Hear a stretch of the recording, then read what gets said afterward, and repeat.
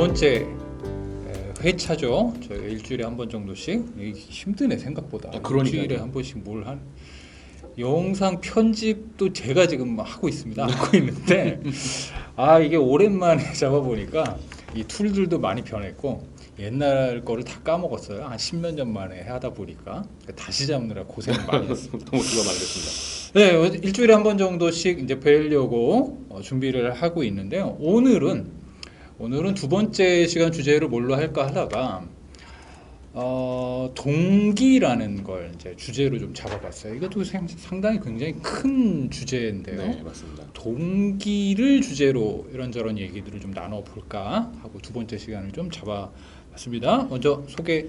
네, 안녕하세요. 두 번째 찾았습니다. 저는 이상빈이라고 합니다. 오늘 잘 부탁드리겠습니다. 네, 저는 트래블러스 맵의 변형석이라고 합니다. 반갑습니다. 잠깐 짧은 소개는 지난 시간 참고해 주시고요. 그 동기라는 걸 네네. 정의해 보자면 뭘까요? 동기. 이게 제가 생각할 때는 욕구가 먼저고요. 무엇인가를 가지고 싶다, 하고 싶다, 혹은 느끼고 싶다라는 욕구가 먼저 생기게 되면 그걸 하기 위해서 본인이 정신적으로든 육체적으로든 움직여야 하거든요. 그거를 갖거나 하거나 느끼고 싶기 위해서 본인의 욕구를 일정 시간 이상 지속시켜주는 이 과정 자체가 동기라고 생각을 하거든요. 근데 이제 한 가지 아쉬운 게 우리나라에서 동기부여해야 돼. 자기주도 학습도 마찬가지고요. 동기부여가 약한 거야. 동기를 부여해봐라고 하는데 사실은 동기는 외부에서 부여되거나 외부에서 수동적으로 받아들여지는 게 아니거든요. 동기 자체는 스스로 본인이 자극이 돼야지. 본인 입장에서도 수동적이죠. 그렇죠. 그러니까 동기라는 표현은 이게 내 안에서 생겨야 되는 그쵸. 거지.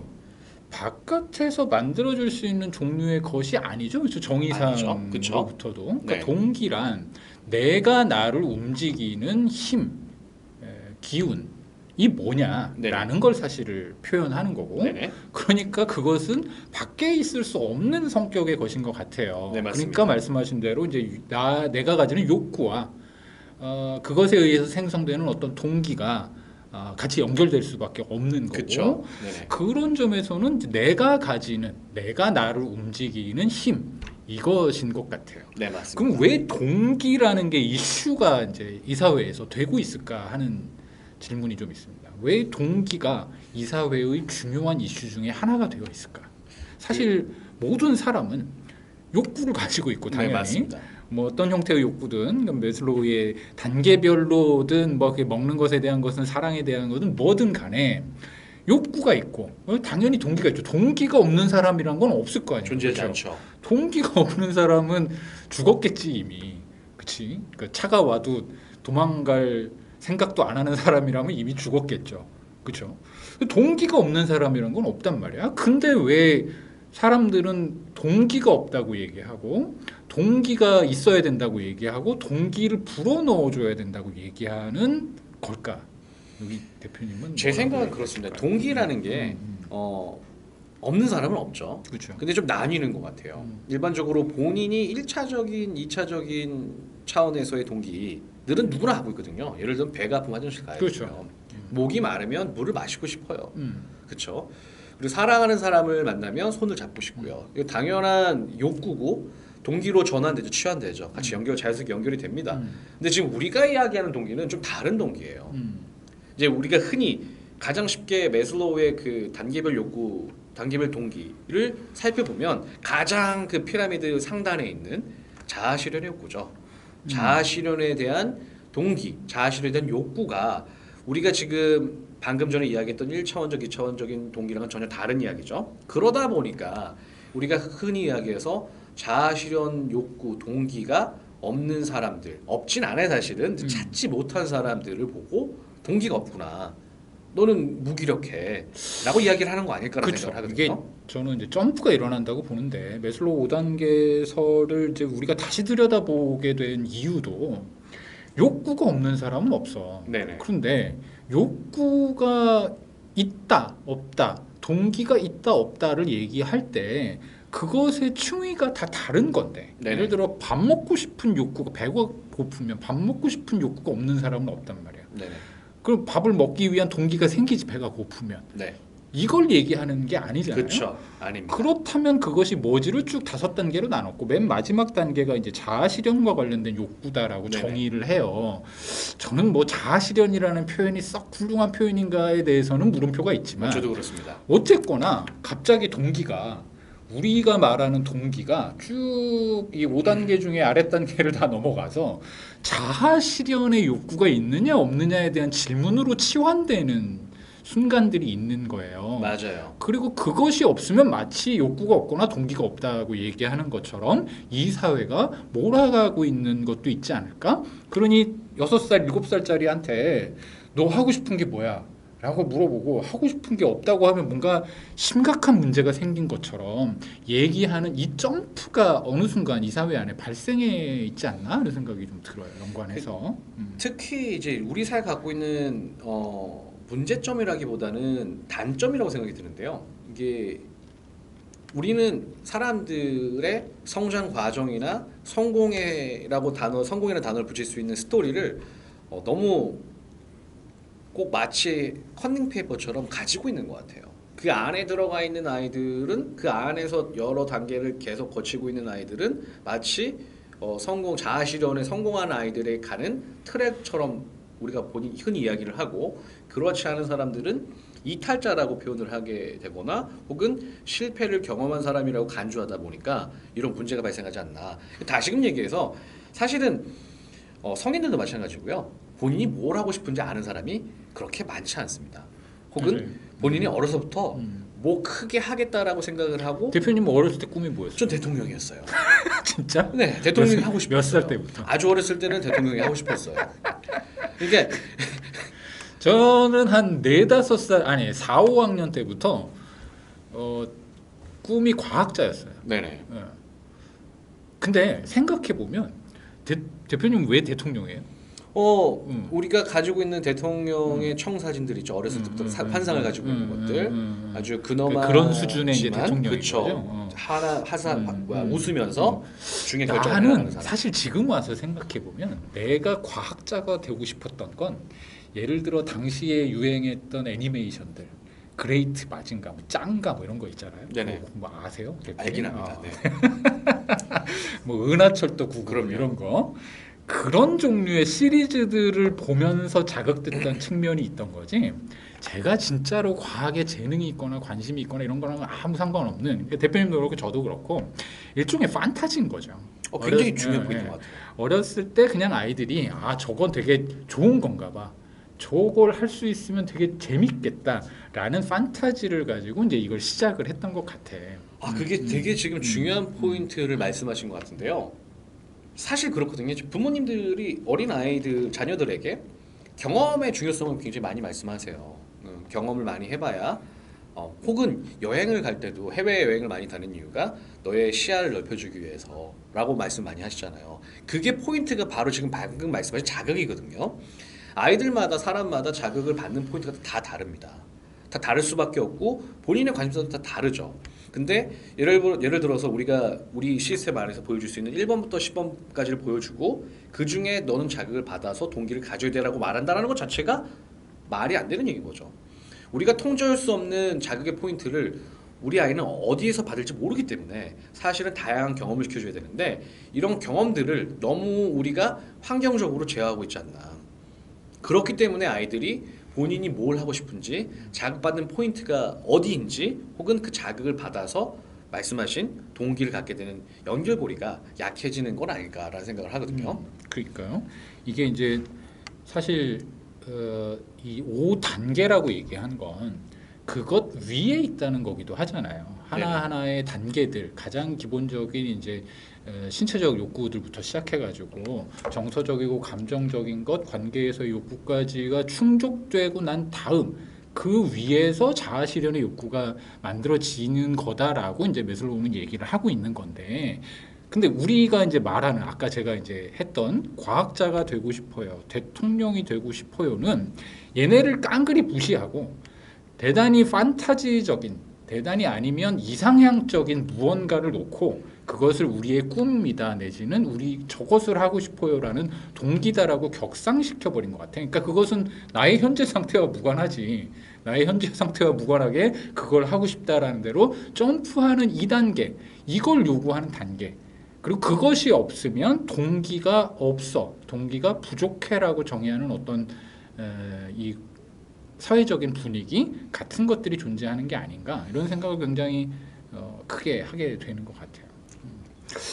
그래서 동기가 있다 없다라기보다는 동기가 강하냐 적으냐가 일단 맞는 것 같고요. 그쵸, 맞죠. 동기가 없는 사람은 없지. 존재하지 그 않죠. 무슨 행위든 간에. 그리고 두 번째, 사회가 말하는 동기가 있다 없다의 그 기준과 목표치를 너무나 높게, 이 매슬로우에서는 맨 마지막 단계의 것이 있느냐 없느냐만을 가지고서 동기가 있느냐 없느냐를 물어보고 질문하고 평가하고 판단하는 사회적인 분위기가 있다는, 그것이 굉장히 큰 압박과 스트레스를 작용할 수 있다는 그런 얘기로 조금 정리를 하고 네네. 다음 얘기로 좀 이제 넘어가 보도록 하겠습니다. 조금 더 사례 중심 혹은 케이스 중심으로 얘기를 좀 해봐야 좀 더 상세한 얘기들을 우리가 좀 해볼 수 있을 것 같아요. 그래서 여기서 잠깐 끊고 다음 이야기를 좀 진행해 보도록 하겠습니다.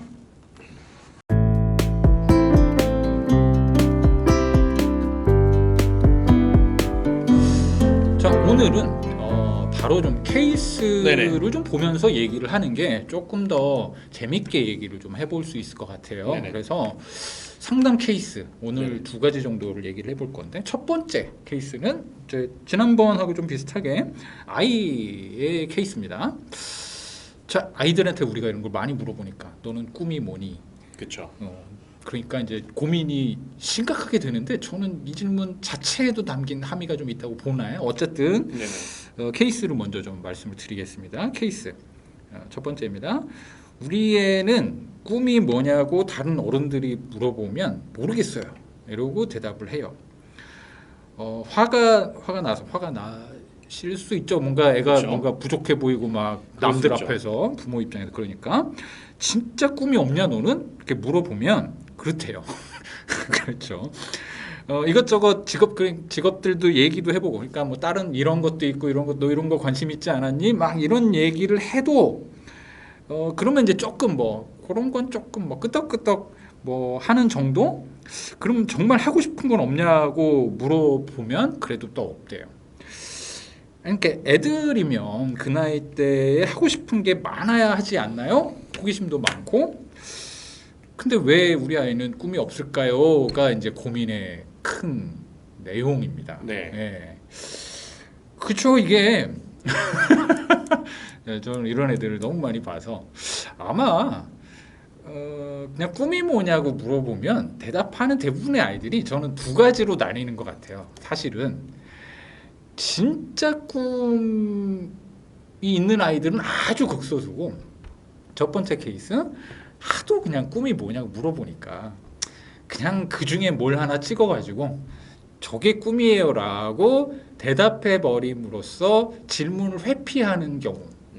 두 번째는 모르겠어요. 솔직하게 그냥 얘기하는 경우. 저는 사실 노골적으로 얘기하자면 그냥 아이들은 다 이 상태. 그래서 그냥 대부분 다 이 질문에 대해서 꿈이 없어요라고 답하는 게 맞는 게 아닌가?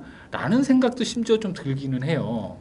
대표님, 이렇게 물어보면 이 부모님께 뭐라고 좀 얘기를 해주실까요? 뭐 저도 이제 대표님과 비슷한 생각이긴 한데 저는 조금 다르게 생각하는 부분이 꿈이 뭐냐라고 했을 때 아이들은 뭐 성인들도 그렇지만 구체적인 어떤 과정이 있어야 내가 정확하게 뭔지 알아야 그 꿈이 생기잖아요. 근데 모른단 말이에요. 그냥 그런 형상을 보는 거죠. 예를 들면 인자한 웃음을 갖고 있는 모든 결정권을 갖고 있는 사람. 그럼 나 대통령이 멋있어 보여. 그럼 꿈이라고 이야기하는 거고. 혹은 내가 강아지를 너무 이뻐해, 좋아해. 뭐야? 강아지를 좋아하는 사람이 하는 게 뭐야? 수의사야. 그러면 수의사라고 꿈을 이야기하게 되는 거죠. 말씀하신 것처럼 이제 같이 동일한 답변이긴 한데요. 그렇게 이야기를 하는 집단이 하나 있고 나머지는 모른다라는 거죠. 그래서 제가 봤을 때 모르는 건 너무 당연한 것 같아요. 그쵸? 부모님께 말씀드리고 싶은 건 그거예요. 너무 당연한 이야기고 아이들이 꿈이라는 걸 갖게 된다라는 건 굉장히 중요한 포인트고 정말 이 아이의 그 동기, 그리고 욕구를 모두 오랜 시간 동안 갖게 할 수 있는 절호의 찬스인데 그냥 막무가내로 우리 사회가 정해놓은 직업군들 중에 우리가 꿈이라고 하면 직업군으로 표현을 그렇죠. 하잖아요. 하나 픽하게 하는 게 과연 아이에게 좋은 그렇죠. 판단일까? 저도 이 지점에서 이 질문이 얼마나 아이들한테 폭력적이고 맞습니다. 저도 그 생각을 해요. 부적절한 질문인가라는 생각이 들어요. 네, 맞아요. 왜냐하면은 꿈, 드림이잖아요. 네, 그 아까 제가 얘기했듯이 이것의 성격은 판타지에 가까워. 그럴 수 있죠. 네. 그런데 말은 꿈이라고 해놓고 실제로 나오기를 기대하는 답은 뭐냐면 직업이야. 맞죠. 보통 꿈이 뭐냐고 물어보는 건 너 어젯밤에 뭔 꿈을 꿨니가 아니라 혹은 너는 정말 이렇게 기대하는 판타지가 뭐야를 포함해야 되잖아요.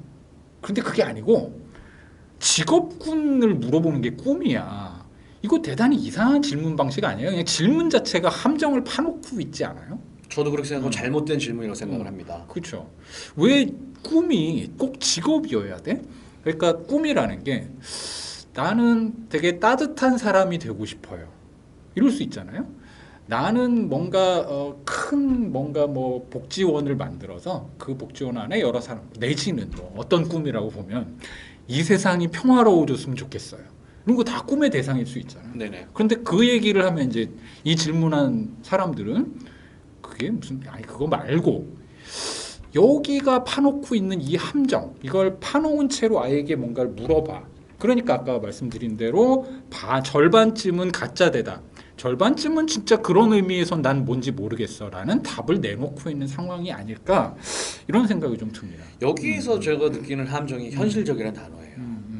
이게 그렇죠. 부모님들이 아이들에게 꿈을 여쭤보거나 다른 어른들이 아이에게 꿈을 물어볼 때 갖고 있는 전제 조건은 뭐냐면은 현실적이어라. 현실적인 대답을 갈구하고 있는 거고 그럴 거면 현실적인- 꿈이라고 말하면 안 되죠. 제 말이 그 말입니다. 이게 사실 근데 현실적이라는 단어 자체가 가장 비현실적일 수 있는 게 이 아이가 20년 후에 살아갈 세상이 어떤 세상인지 그렇죠. 전혀 모르거든요. 우리도 모르고. 예를 들면 그렇죠. 네. 제가 학교 다닐 때 뭐 운동선수는 물론 그랬고요. 프로게이머라는 게 직업이 되실 줄 혹시 생각해 보셨나요? 그런 게 존재할 없죠. 거라고 생각도 네. 못했죠. 게임이라는 것이 하면 안 되는 네. 거였죠. 존재하긴 했구나. 저 나이 때도 존재하긴 존재는 했네요. 했죠. 네. 하지만 계속 네. 하면 안 되는 거였어요. 그걸 누가 관전을 할 거라는 생각은 전혀 할 꿈에 수 없죠. 못했고요. 또 한 가지 그러면은 유튜브 크리에이터, 컨텐트 크리에이터 그렇죠. 그게 직업이 될 거라고 생각을 하셨나요? 그 직업을 분석하시는 분들 보면 지금 아이들 초등학교 아이들이 일을 가지게 되는 시점에는 지금의 직업군의 40%가 바뀌어 있을 거다라고 얘기해요. 저는 그게 함정이라고 생각하는 겁니다. 이제 부모님들이 생각하실 때 아이들에게 꿈을 물어보고 그 꿈을 향해서 달려가기를 바람하시는 거고 달려가는 방법을 공부로 생각하시는 거란 말이에요. 그렇다면은 지금부터 질문을 바꿔야 되는 거죠. 사실 부모님이 지금 질문하시는 그 함정에는 어떤 본인이 머릿속에 나와 있는 직업군들을 쭉 나열하신 다음에 그 직업군 중에 아이가 픽하기를 바람하시는 건데 사실은 말씀하신 것처럼 아이가 픽할 수 있는 직업군들 중에 40%는 없어질 거고 그게 사실 가장 비현실적이라는 거죠. 그래서 저는 말씀하신 거 동일하게 생각을 하는 게 꿈이 뭐냐라고 물어보실 때는 본인이 갖고 있는 해답을 갖고 있으면서 아이가 그 해답 중에 결정하기를 바람하는 게 아니라 정말로 말씀하신 것처럼 마징가 제트를 만들 거예요. 혹은 저 달에 있는 토끼를 잡으러 갈 거예요라든지 이런 비현실적인 꿈이 오히려 더 현실적일 수 있다라는 생각을 하게 되죠. 이 사실은 이제 질문 케이스를 좀 다루게 됐던 건 이제 앞서 얘기했던 이 사람들이 이렇게 좀 착각하는 게 있는 것 같아요. 꿈이 있어야 동기가 생긴다. 그렇죠. 그러니까 명확한 자기 목표를 정해야 이 아이가 공부를 할 거다. 노골적으로 얘기하면 그렇죠. 의사가 되려는 동기를 가져야 공부를 열심히 할 거다. 이 세팅 안에서 질문을 하고 있는 거예요. 그렇죠. 그러니까 답은 정해져 있어. 공부를 열심히 해야 돼. 공부 열심히 할 동기가 뭐냐? 꿈이 있으면 그걸 할 수 있을 거야. 그런 세팅을 해놓고 여기다가 이 아이에게 질문을 던지는 거죠. 뭘 하고 싶니 너는? 잘못된 전제죠. 네, 이런 그 순환고리 안에서 지금 질문을 하고 있는 거라 이 이제 그 질문을 하신 상담 요청을 하신 이 내용은 저는 다른 관점에서 보셔야 된다. 그러니까 아이에게 문제가 있는 것이 아니라 질문 자체가 함정이다라는 걸 우리가 먼저 인지하고 가야 되는 것 같아요. 저도 그렇게 네. 동일하게 생각을 합니다. 그러면 좀 다른 의미에서 꿈이 없다고 해서 동기가 없고 막 욕구가 없고 이런 게 전혀 아니잖아요. 아니죠. 그렇죠? 왜냐하면 질문 자체가 잘못된 그쵸. 거니까. 그렇다면 이 아이가 하고 싶은 건 뭔지는 좀 다른 의미일 것 그럼요. 같아요. 네네. 아이가 뭔가 근데 여기 아이는 하고 싶은 게 뭐냐를 물어봐도 답을 안 한대. 그러면 아이가 하고 싶은 게 없는 아이란 존재할 수 없다고 저는 없죠. 보는데 하고 싶은 거라는 건 욕구인 거잖아. 가장 어떻게 보면 낮은 단계에서 욕구까지를 포함한 얘기인 건데 하고 싶은 게 없다고 얘기하는 친구들에 대해서는 어떻게 좀 하면 좋을까? 그건 하고 싶은 게 없는 게 아니라 모르는 거죠. 특히 우리가 아이가 태어나면 특히 우리나라에서 뭐 다른 나라도 그럴 수 있겠지만 보고 듣고 느끼는 게 너무 제한적이고 제약이 많아요. 너무 제한된 환경 속에 우물 안에 개구리라는 거죠. 그래서 사실은 부모님들이 예전부터 책을 많이 읽어라, 간접 경험이죠. 여행을 많이 가라, 직접 경험이죠. 이런 것들을 하게끔 노출시키는 거잖아요. 이게 바로 핵심이고 정답이라고 생각을 하는 거예요. 아이가 물론 두 가지로 나뉠 수는 있어요. 모르겠어요라는 답이 부모님과의 신뢰가 없기 때문에 본인이 갖고 그럴 있는 수 꿈을 있죠. 이야기 별로 얘기하고 싶어 그쵸. 하지 않아서 안 하는 경우일 수도 있고. 그럴 수도 있죠. 두 번째는 실제로 모르는 겁니다. 모르는 이유는 경험이 부족했어요. 경험은 자극으로 연결이 되죠. 본인이 자극을 받아봐야 다양한 자극을 통해서 본인이 좋아하는 걸 찾을 수 있게 되잖아요. 예를 들면은 한 번도 그런 적이 없는데 자연에 나가다 보니까 돌이 있는데 돌이 떨어지니까 물이 튀기는데 근데 네네. 요즘 애들은 사실 부모들의 이 강박증 같은 거를 좀 놓고 보면 어렸을 때부터 온갖 경험을 사실 시키잖아요. 요즘에는 막 주말마다 체험농장 가고 뭐 어디 왜 캠핑도 하고 뭐 이것 때문에 스트레스를 강하게 받을 정도로. 그러니까 아이들에게 그러면 자극이 작았을까? 아이들이 경험한 양이 예전에 비해서 작았을까? 라고 봤을 때는 훨씬 풍족한 환경이라고 볼 수 있지 않아요? 아이들에게서? 글쎄요, 저는 그게 제한된 경험이고 제약된 경험이고 컨트롤된 경험이기 때문에 다르다고 생각을 하죠. 경험이라는 건 부모님들이 제약을 해서 모든 상황을 통제할 수 있는 환경에서 아이들이 경험을 하는 게 과연 아이들에게 경험으로 느껴지고 자국으로 다가올까에 대해서는 좀 다른 이야기인 것 같아요. 아, 그렇죠. 그러니까 세트장을 만들어 놓은 거죠. 네. 이 세트장이 있고 너는 여기서 뭘 봐야 돼라는 거를 찍어 놓은 다음에 그걸 경험하라고 가서 그걸 경험하면 좋겠다고는 기대를 가지고 이걸 하는데 네네. 아이는 정작 가가지고 그 생각을 안 하지. 그리고 아이한테 뭐 이걸 뭐 공부하러 가는 것도 아닌데 오늘 배울 건 뭐야 이걸 정하고 갈 수도 없잖아요. 그 아이가 가서 뭘 배울지는 사실 그 아이에게 달려 있는 거지. 맞습니다. 그 환경을 만들어 놓는다고 해서 그 아이가 그걸 배우지는 않는 것 같아요. 맞아요. 그러니까 말씀하신 대로 부모들이 아이에게 나는 나름대로 굉장히 다양한 경험을 아이에게 만들어 줬어. 음악학원도 보내고 미술학원도 보내고 뭐 다 해봤어. 그런데 아이가 하고 싶은 게 없대. 이거는 잘못 표현하고 있는 것 중에 하나인 것 같아요. 맞아요. 자기가 그 음악을 하기 싫어하는 아이가 음악에 관심이 없는 아이가 피아노 학원에 가가지고 겪는 게 뭘까? 무슨 경험을 하고 올까? 아이가 음악을 좋아한다는 경험을 피아노 학원을 통해서 가질 수 있을까? 라는 질문은 굉장히 다른 질문인 거잖아요. 그렇죠. 그래서 환경을 우리가 제공했다? 여기서부터 다시 봐야 된다. 그러니까 아이가 하고 싶은 게 없을 수는 없고 그렇다면 아이가 좀 더 다양한 경험을 하게 만들어주는 건 중요한데 여태까지 일반적으로 한국에서 부모들이 제공하는 경험의 방식이란 너무나 표준화돼 있고 고정된 그래서 아이 스스로가 뭔가 찾기에는 어려운 환경에서의 경험만 제공한 거다. 그러니 이 부분 좀 열어놓고 고민을 해보자. 네, 그렇죠. 이게. 네, 맞습니다. 자, 알겠습니다. 여기가 참 어려운 질문인데요. 일단은 우리의 혹은 어른들의 질문 자체가 잘못될 수 있다라는 점 우리가 하나 중요하게 좀 봐야 될 것 같고요. 동기가 없거나 꿈이 없는 아이라는 건 없다. 다만 말을 안 하고 있을 뿐이다. 그리고 혹여 그런 것이 부족한 친구들이 있다면 그것은 다양한 경험의 계기들을, 특히 스스로가 원해서 할 수 있는 다양한 경험의 계기들을 제공하는 방식으로 더 제공해야 하는 것까지는 부모가 열심히 도와서 해줘야 될 일이다. 이것까지를 좀 말씀드리도록 하겠습니다. 그래서 꿈이 없다고 얘기해도 불안해하고 괴로워하지 마셔라. 네, 꿈은 그렇죠. 그냥 우리가 정해놓은 답을 아이에게 강요하고 있는 것일 뿐이니 그런 답 안 한다고 해서 불안해하실 필요 없다. 여기까지 맞습니다. 말씀드리겠습니다.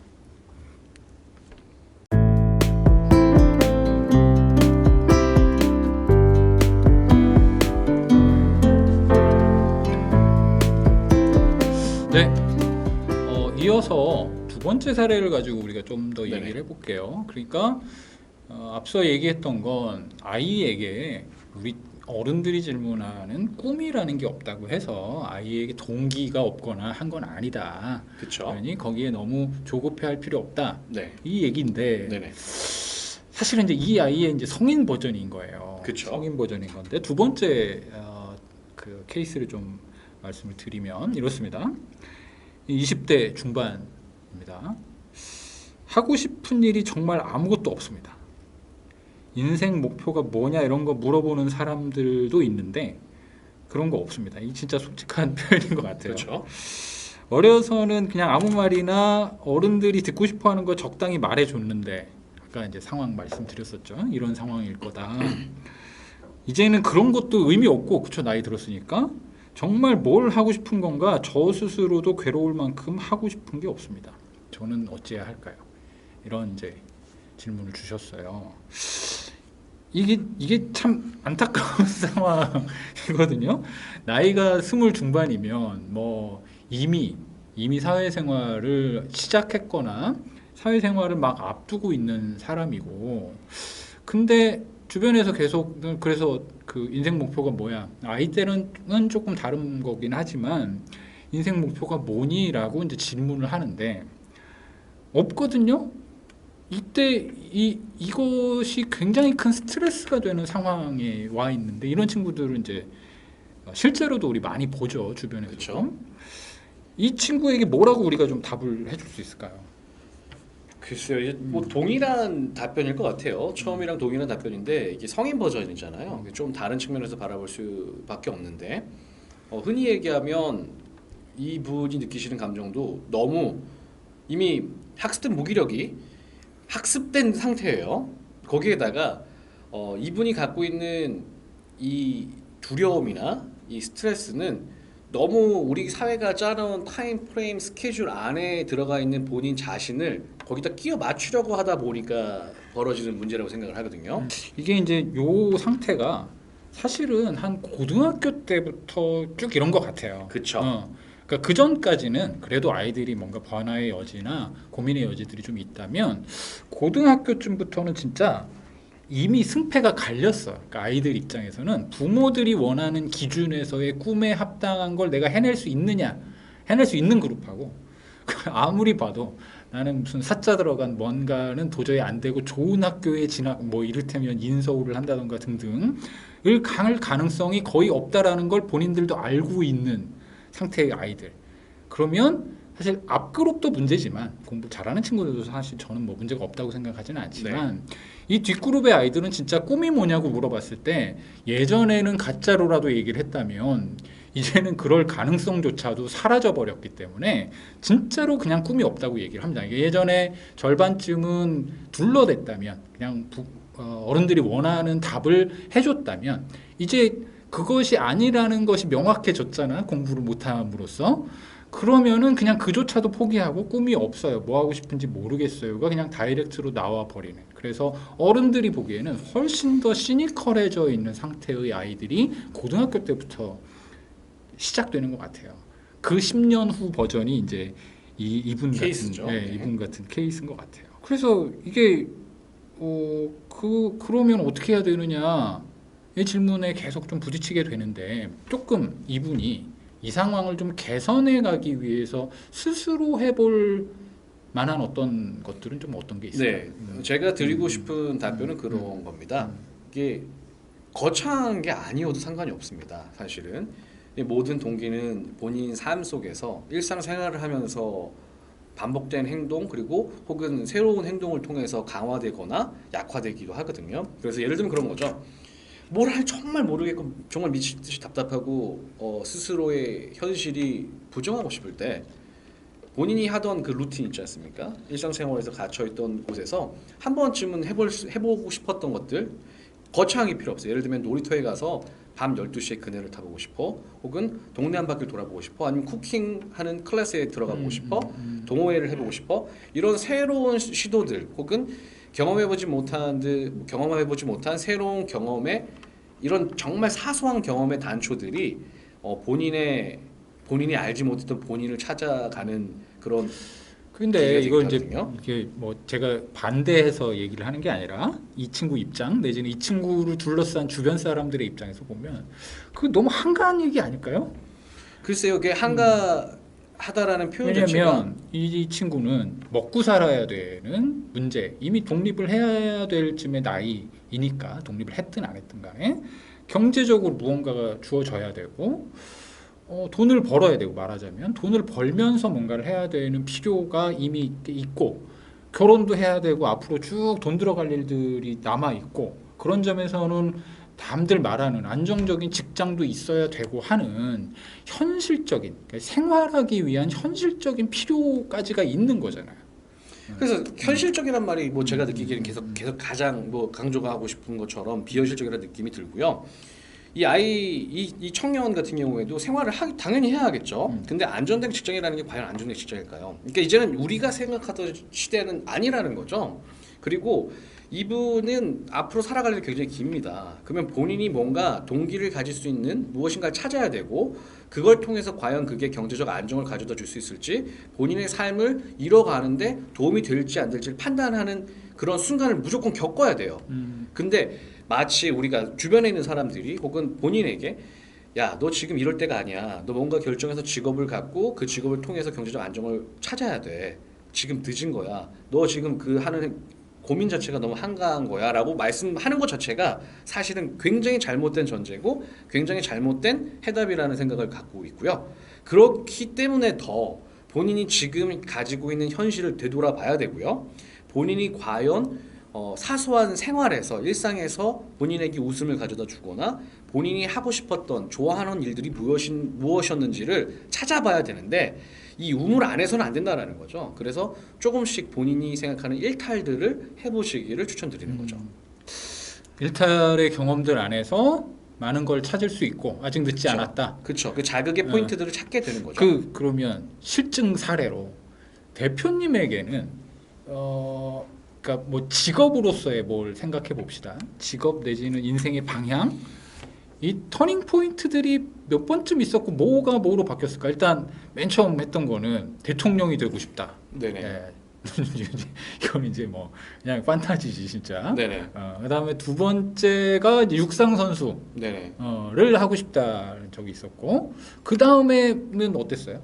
정말 많았어요. 저는 정말 그 하고 싶은 것도 많았고 이루고 싶은 우리 흔히 이야기하는 꿈이라는 것도 많았었죠. 뭐 이렇게 사자나 직업 군으로 표현해낼 수 있는 그런 것들도 많았었는데 저는 제가 이제 26살 때 미국으로 떠나는 결정을 했거든요. 네. 당시에는 대학교를 다니고 있었고, 그리고 대학교를 졸업하게 되면 뭐 당시 분위기에 따르면 서울에 있는 학교를 다니고 있었기 때문에 졸업을 하고 어느 정도만 갖추면 안정된 직장에도 들어갈 수 있다라는 그렇죠. 그 보장이 있었죠. 근데 제가 그냥 가방을 메고 미국으로 갔거든요. 가게 된 동기는 학교에서 미국을 한 달 정도 보여주는 그런 체험 프로그램에 참여하게 됐는데, 그게 제 인생의 첫 해외 네. 경험이었었어요. 근데 그걸 통해서 저는 사실 새로운 눈을 뜨게 됐죠.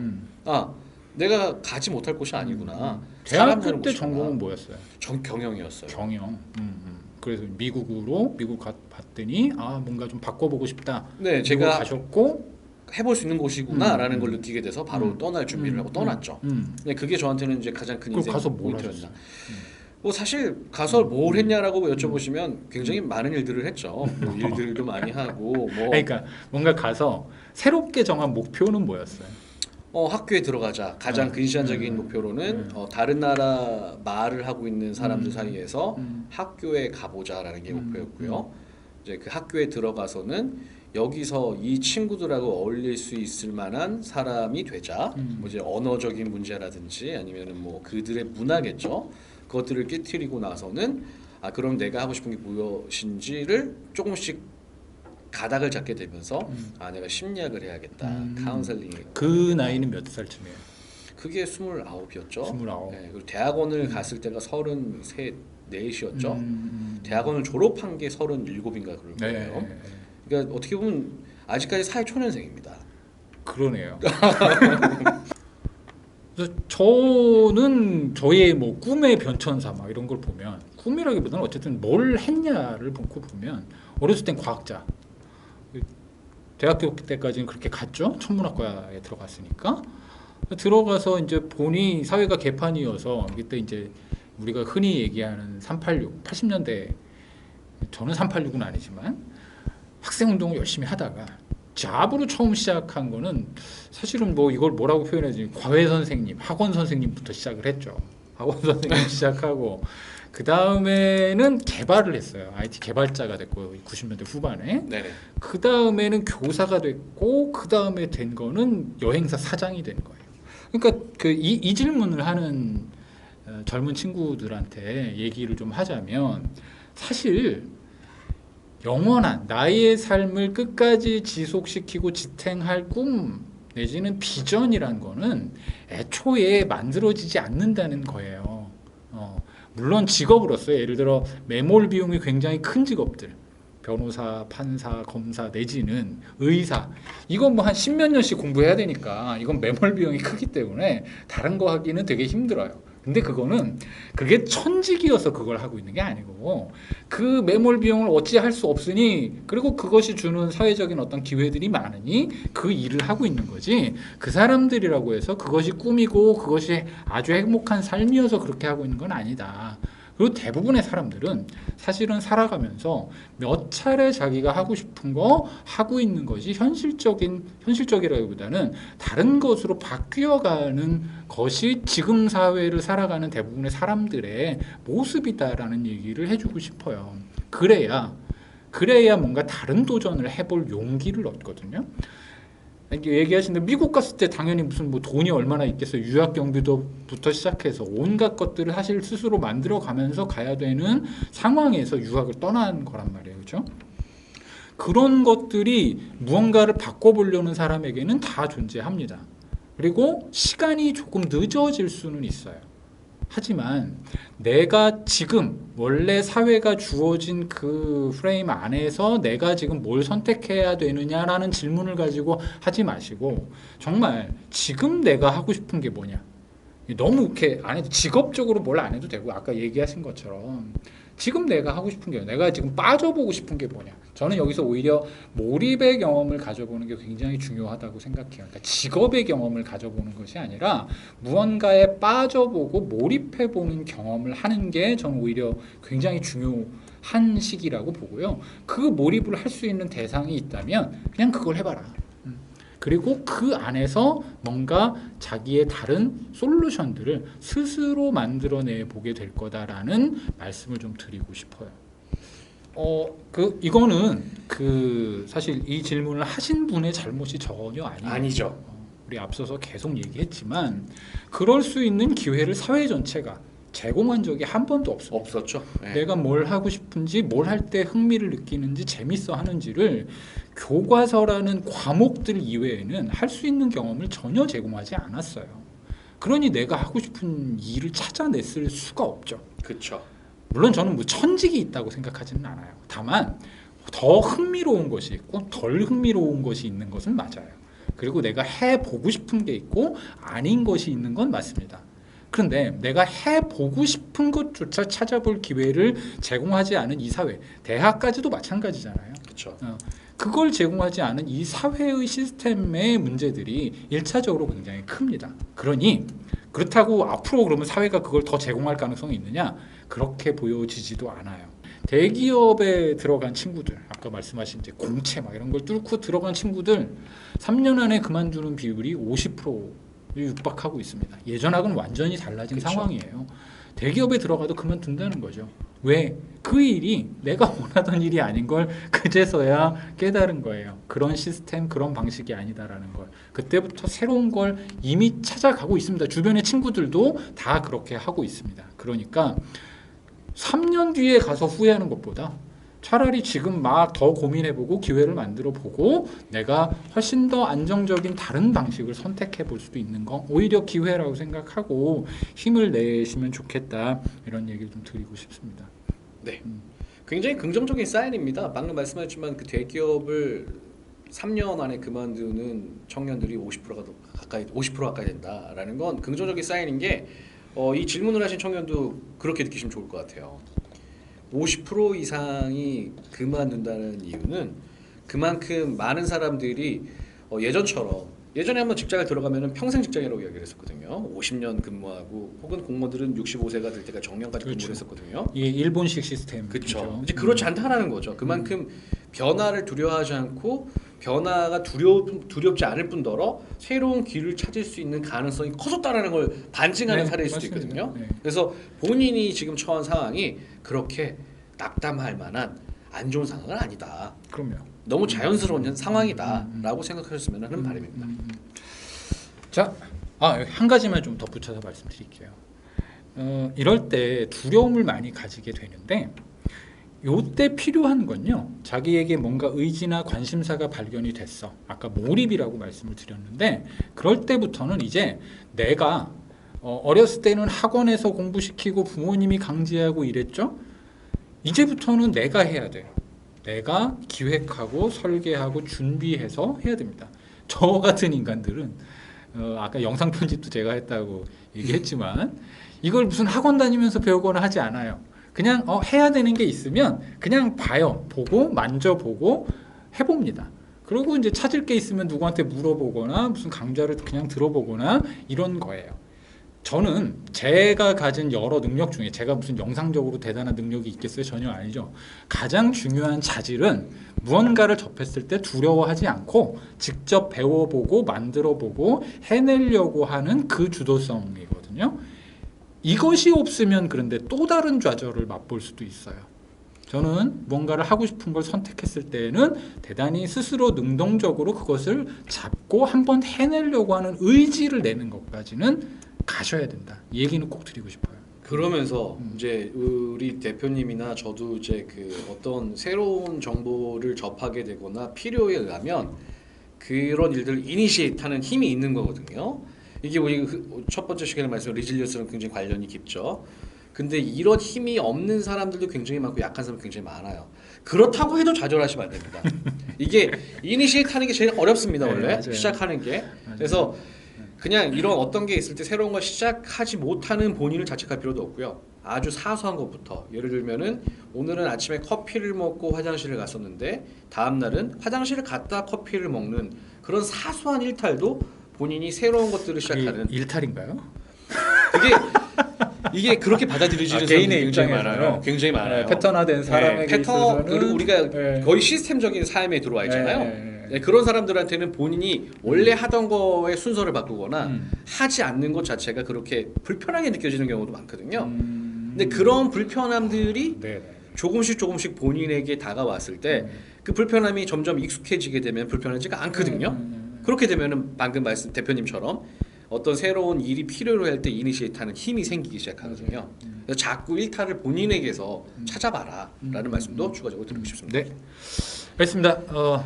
뭐 어차피 이분이 뭐 가상적으로 질문한 거기 때문에 그렇죠. 뭐 저희도 그냥 저희 생각나는 얘기를 막 드린 거고 다만 비슷한 환경에 있는 분들이 많을 거라고 봐요. 저도 많이 네. 봤고 더 우리가 얘기할 것들이 많지만 이거는 또 다음번에 드리기로 하고 오늘은 이 케이스는 이 정도까지 네, 말씀드리고 정리하도록 하겠습니다. 네.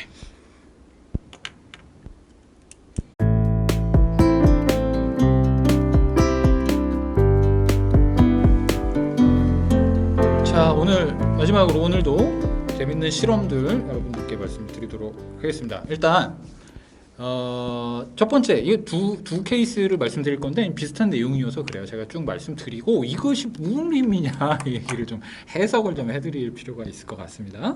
첫 번째는 이거는 EBS 교육 대기획 10부작이 있어요. 이거 검색해 보시면 EBS 그 다큐 채널 유튜브에 다 무료로 올라와 있으니까 한번 꼭 보시면 좋겠어요. 대단히 우리의 기존 사고방식하고는 다른 결과들을 다양한 실험을 통해서 보여주는데 그 중에 하나인데요. 이 6부의 제목은 칭찬의 역효과라는 겁니다. 왜 우리 이제 보통 일상적으로 칭찬은 고래도 춤추게 한다 이런 얘기를 하는데 맞죠? 네. 그런가라는 질문을 우리는 보통 안 하고 사는데 질문을 던지는 거예요. 던졌는데 칭찬이 그럼 나쁜 거냐? 그 얘기가 아니고 칭찬을 어떤 방식으로 하느냐에 따라 결과가 굉장히 다르게 나온다라는 충격적인 사실입니다. 뭐냐면 첫 번째 케이스는 이거예요. 카드를 이제 한 60장 정도를 쭉 아이들한테 보여줘요. 보여주면서 이 카드 안에는 단어 하나씩이 써 있어. 그런 다음에 3분 정도 이걸 보게 하고 칠판에다가 이제 한 명씩 있는 거예요. 여러 명 있는 게 아니라 아이 한 명과 이거 실험자 한 명하고 이렇게 둘이 있어. 선생님이 자, 요거 3분 동안 보고 칠판에 기억나는 대로 써봐. 그 카드는 이제 책상 위에 이렇게 덮어놓습니다. 덮어놓고서 써봐라고 시켜요. 그럼 아이들이 이제 쓰기 시작하죠. 자, 그러면 옆에서 선생님이 아이한테 칭찬을 합니다. 그런데 여기서 두 방식이 나와요. 한쪽 그룹의 아이들한테는 똑똑하네. 여기 보면 이분이 진짜 워딩을 똑똑하다, 대단하다, 짱이다 이런 방식으로 옆에서 아이한테 코멘트를 해줘요. 그러니까 너는 되게 능력이 있어라는 너 되게 똑똑하고 영리한 아이네 라는 칭찬을 해주는 거죠. 이 케이스하고 두 번째 케이스는 뭐냐면 노력 굉장히 많이 했구나. 열심히 생각하고 있구나. 열심히 찾아내고 있구나. 와 같은 이 아이가 하고 있는 모습을 칭찬해 준 거예요. 그러니까 아이가 어떤 태도를 가지고 있는지를 가지고 칭찬을 해 준 겁니다. 자, 그런 다음에 재밌는 거예요. 양쪽 그룹 아이들한테 이 선생님이 전화가 온 것처럼 해요. 전화가 온 것처럼 해가지고 나 잠깐 나갔다 올 테니까 문제 풀고 있어. 내가 한 7분 뒤에 와가지고 몇 개 썼는지 확인해 볼게 라고 하고 나가요. 네, 여기서 이제 몰래카메라죠. 아이들이 어떻게 하는지를 지켜봅니다. 그렇죠. 그런데 재밌게 돼요. 똑똑해, 영리해 라는 칭찬을 들었던 아이들은요, 지금 아까 그 카드가 덮어져 있다 그랬잖아요. 한참 막 고민을 하다가 결국 카드를 막 뒤집어 봅니다. 70%쯤의 아이들이요, 카드를 뒤집어서 그 답을 적어요. 그런데요, 이쪽 열심히 하네라고 했던 친구들은 거의 대부분이 끝까지 자기가 생각해서 이 문제를 풀어내더라 라는 거를 알아낸 겁니다. 자, 이 차이가 대체 뭐냐? 왜 똑똑하다라는 평가와 열심히 노력하는구나의 평가가 이런 다른 결과를 내는가? 조금 다른 방식으로 이걸 이제 원래 했던 분은 이제 캐롤 드웨이라는 분이세요. 이분이 이제 학습 목표와 평가 목표라는 두 가지에 따라 다른 결과가 나온다라는 걸 증명하려고 실험을 하신 건데, 아까 그 교육 대교육에 보면 이 선생님이 나와 다큐멘터리 안에 나와가지고 이거 굉장히 충격적인 실험이네요. 막 이러면서 이제 얘기를 해주시는데, 여기는 이분은 뭘 했냐면 뉴욕의 초등학교 5학년들을 대상으로 해서 이제 실험을 해요. 그래서 첫 번째는 아주 쉬운 시험 문제입니다. 그냥. 그런 다음에 이건 이제 결과가 나왔죠. 그쵸? 그래서 선생님이 한쪽에는 똑똑하다 이런 아까 앞그룹하고 똑같은 그쵸? 거예요. 똑똑하네, 영리하네, 공부 잘하네 뭐 이런 걸 한 거예요. 두 번째 그룹은 노력을 많이 했구나, 열심히 했네 라고 칭찬을 한 겁니다. 자, 그러고 나서 여기서가 이제 이 테스트의 핵심인데요. 이 아이에게 한쪽은 어려운 시험 문제라고 얘기하고 한쪽은 쉬운 시험 문제 중에 뭘 풀어볼래? 라고 물어봅니다. 선택하게 해요. 이랬을 때 똑똑하다라는 평가, 사실 아이의 상태를 놓고 보면, 아이의 어떤 학습의 경험을 놓고 보면 어려운 문제를 풀고 싶어 해야 좋은 거잖아요. 그렇죠? 쉬운 문제를 자꾸 풀어갖고 뭐 도움이 사실 안 되잖아요. 그러니까 아이의 학습 태도의 입장에서는 어려운 문제를 푸는 게 좋은 환경인 거야. 그런데 똑똑하다는 얘기를 들었던 아이들은 쉬운 문제를 선택하는 비율이 90% 정도 됩니다. 거꾸로 노력을 많이 했네라는 친구들은 90% 정도의 아이가 어려운 문제를 선택하더라는 거예요. 자, 그러고 나서 이제 마지막이 이제 네 번째 실험을 이제 동일한 방식으로 하는데 처음하고 똑같은 난이도의 문제를 줘요. 그리고 다시 풀게 시킵니다. 이때 노력을 열심히 했네라는 이야기를 들었던 친구들은 성적이 난이도가 똑같은데도 처음하고 30%가 올랐고 나머지 아이들은 똑똑하다라는 얘기를 들었던 아이들은 20%가 오히려 성적이 떨어지더라라는 연구를 하는데 이 양반이 이걸 여러 학교에서 막 해본 거예요. 그리고 다 동일한 결과를 얻은 거죠. 자, 요런 이제 실험 결과가 네네. 나왔어요. 뭐 이제 할 얘기가 많겠지만 대표님이 먼저 얘기 좀 해주시죠. 이 실험이 굉장히 의미가 있는 실험이고 우리나라에서는 특히 학부모님들, 우리 교육계에서는 좀 관심을 가져야 되는 부분이 아닌가라는 생각을 하고요. 저는 간단하게 말씀드리면 그런 것 같아요. 이게 똑똑하다, 영리하다라는 말이 결과에 사실은 초점을 맞춘 칭찬이거든요. 네. 근데 이 결과에 초점을 맞춘 칭찬이 이 EBS의 교육대기의 10부작 이름처럼 역효과를 낼 수 있다는 거죠. 칭찬에. 사실은 아이들에게 칭찬하는 방법은 이 과정, 이 아이가 어떻게 그 일을 해내왔는지 과정의 칭찬이 이루어져야 되지.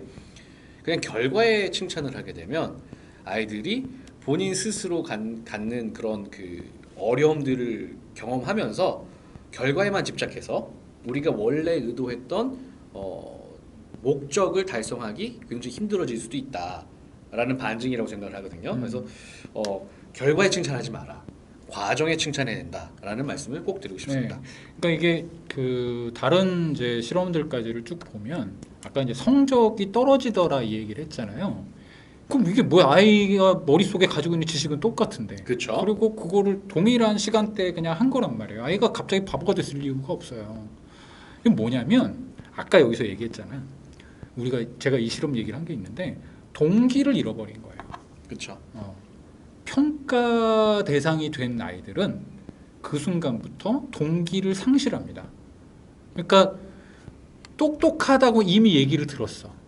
그러면 내가 여기까지를 올라가지 않으면 여기까지를 해낼 수 없으면 나는 낙오됐다라고 생각하는 게 작동하는 거야. 그러니까 내가 노력한 게 중요한 게 아니라 결과가 저게 안 나오면 난 실패한 거야라고 생각하니까 그렇죠. 맞아요. 풀다가 난이도가 높은 문제를 던질 때도 있어요. 그 두 그룹으로 나눠놓고서 난이도가 높은 문제를 던지면 노력을 열심히 한 친구들은 계속 노력해요. 그렇죠. 그런데 이쪽 애들은요 거꾸로 그냥 중간에 포기해 버립니다. 못 하겠어요.